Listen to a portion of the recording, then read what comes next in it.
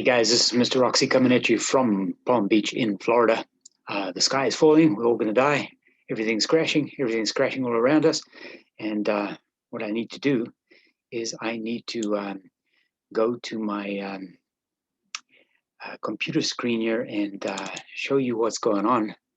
And I'm doing this specifically for Addy Shemla.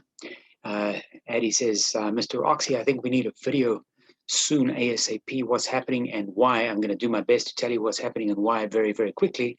And then what I'll do later on is give you a more sophisticated and eloquent answer to what is actually going on. In the greater scheme of things, nothing is going on.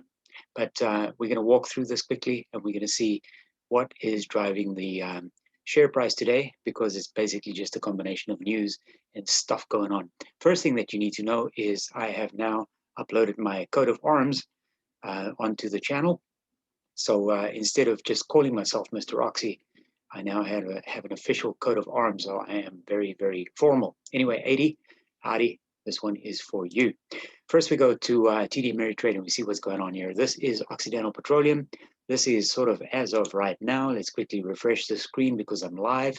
We'll see what's going on here. Occidental Petroleum is down 5.5%. A couple of things to notice here. It says it's a volume heavy day. So today's volume of 12 million shares is on pace to be much greater than Oxy's 10-day average volume of 15.5 million shares traded per day. So bear with me here for a second. It is 2 o'clock in the afternoon Eastern time where I am right now, which means it's 2 o'clock on the stock market as well, which means it's just a couple of hours or so before we close. Already 12 million shares have traded hands today.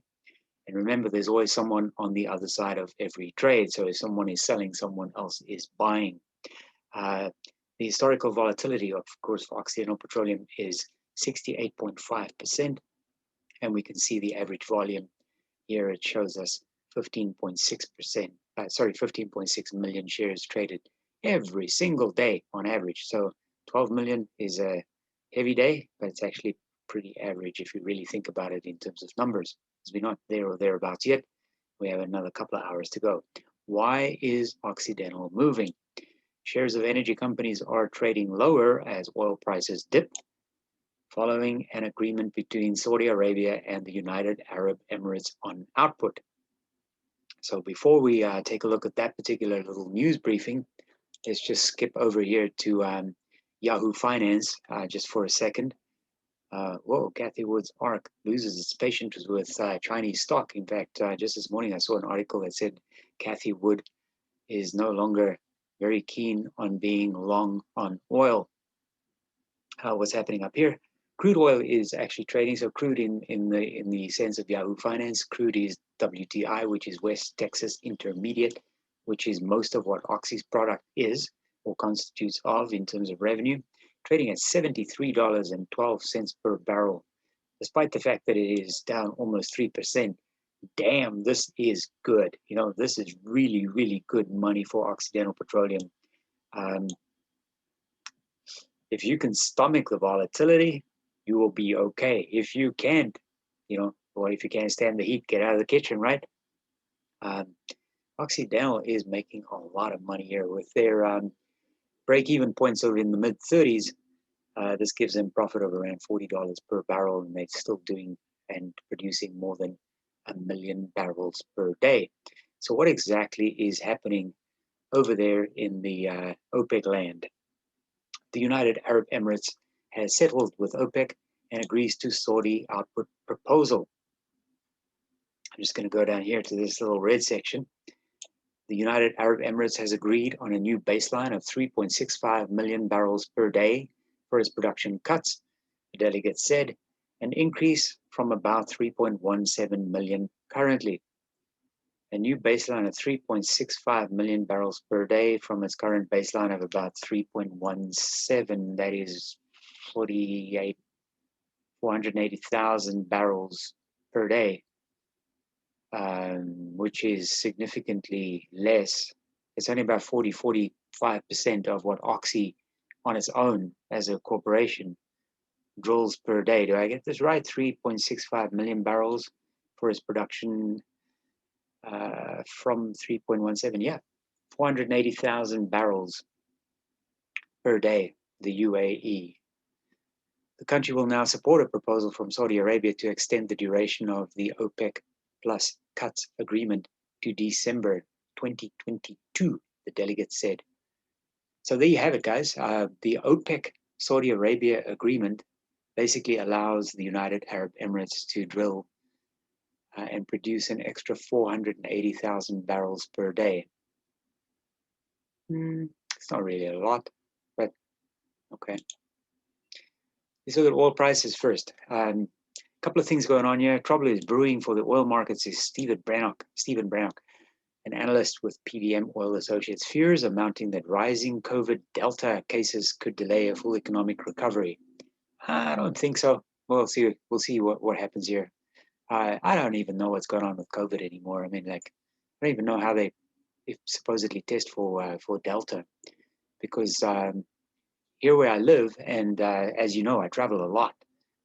We don't even see testing centers anymore. And when they do test, they use PCR tests, which are not even meant for coronavirus testing.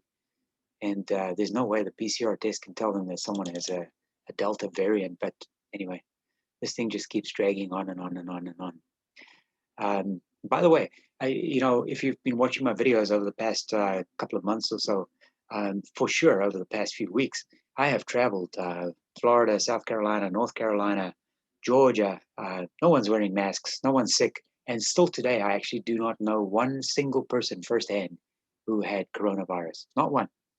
No kidding. I know of a lot of people who know people who might know people who said so-and-so had COVID, but I don't know anyone myself. Not one. I'm not kidding. I'm being serious. Prices. West Texas Intermediate for August was 47 cents lower at $74.78 a barrel on the New York Mercantile Exchange at 12:43 p.m. in London. It settled on Tuesday, yesterday, at $75.25, the highest price since October 3rd, 2018.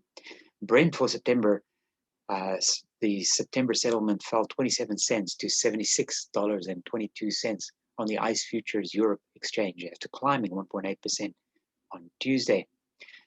The prompt time spread for Brent was 76 cents a barrel in backwardation, compared with 88 cents a week earlier. The American Petroleum Institute said that crude inventories slid by more than 4 million barrels last week. Not even the United Arab Emirates' additional production will make up for this on its own. Well, it's kind of like a wash.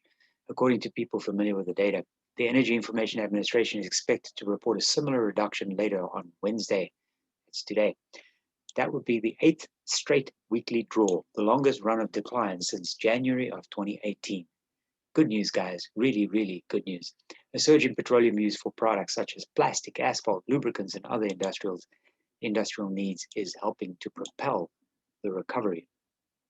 What's happening here? Other market news. The European Union is set to transform every corner of its economy, from how people heat their home to cars they drive, as the bloc uses a massive overhaul of rules to position itself as the global leader on climate change. Good luck with that. The United Kingdom will end the sale of all new diesel and petrol heavy goods vehicles, all new diesel and petrol heavy goods vehicles by 2040, and ultimately decarbonize all modes of domestic transport by 2050 under government plans. Good luck with that one too, UK. As India gets battered by COVID-19, that's just absolute garbage. I speak to people in India every single day. And I have yet to speak to any one of my several contacts in India who I do business with, who have said we are being battered by COVID-19. The only incident I have that impacted us over the past year was that some international shipments, mostly air shipments sent via FedEx and DHL, were delayed because there were delays in picking up the goods. Not in the manufacturing of the goods, the distribution of the goods, getting materials, supplies, none of that kind of stuff, just delays because international shippers were delaying their pickups. Keeping many away from workplaces, I don't know about that either. All my people are at work. One segment of its energy market is flourishing by cutting out labor-intensive tasks at some of the world's biggest refining complexes. guys, I don't know about you or where you're at or what you're doing. The fact of the matter is this: the entire macro thesis for fossil fuels and specifically oil is bullish. If you, like I said at the beginning of the video, if you can't stand the heat, get out of the kitchen. This is a bullish thesis. If you stick in this uh, environment with a mindset of over time this is going to be good, then you're going to be good and you're going to like where you're at and where you end up. There is nothing that I can see right now. And remember, I don't have a crystal ball, but there is nothing I can see right now that is going to make me change my mind in terms of where we are at on energy, oil and gas, and specifically Occidental Petroleum. If you're patient. So on that note, guys, this is all happy news. It's good news.